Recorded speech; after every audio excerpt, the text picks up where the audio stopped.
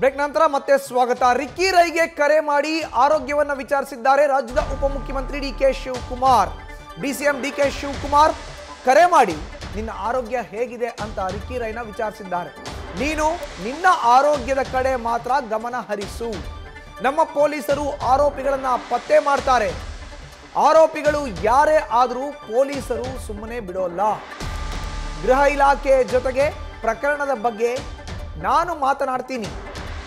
ನಿನ್ನೆ ಸಂಜೆ ರಿಕ್ಕಿಗೆ ಕರೆ ಮಾಡಿ ಮಾತನ್ನ ಆಡಿದ್ದಾರೆ ರಾಜ್ಯದ ಉಪಮುಖ್ಯಮಂತ್ರಿ ಡಿಕೆ ಶಿವಕುಮಾರ್. ಜೊತೆಗೆ ಸಾಂತ್ವನವನ್ನ ಕೂಡ ಇದೇ ಸಂದರ್ಭದಲ್ಲಿ ಹೇಳಿದ್ದಾರೆ.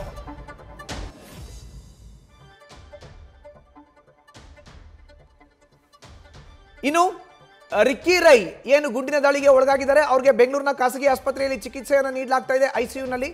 ಅವ್ರಿಗೆ ದೂರವಾಣಿ ಕರೆ ಮಾಡಿದಂಥ ರಾಜ್ಯದ ಉಪಮುಖ್ಯಮಂತ್ರಿ ಡಿಕೆ ಶಿವಕುಮಾರ್ ಆರೋಗ್ಯವನ್ನು ವಿಚಾರಿಸಿದ್ದಾರೆ. ನೀನು ನಿನ್ನ ಆರೋಗ್ಯದ ಕಡೆ ಮಾತ್ರ ಗಮನ ಹರಿಸು. ನಾನು ಪೊಲೀಸ್ ಇಲಾಖೆಯ ಅಧಿಕಾರಿಗಳ ಜೊತೆ ಮಾತನ್ನ ಆಡ್ತೇನೆ.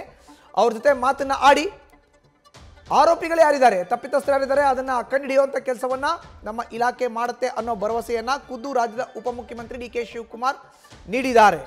ರಿಕ್ಕಿ ರೈ ಜೊತೆ ದೂರವಾಣಿಯಲ್ಲಿ ಮಾತುಕತೆಯನ್ನು ನಡೆಸಿದ್ದಾರೆ ರಾಜ್ಯದ ಉಪಮುಖ್ಯಮಂತ್ರಿ ಡಿಕೆ ಶಿವಕುಮಾರ್.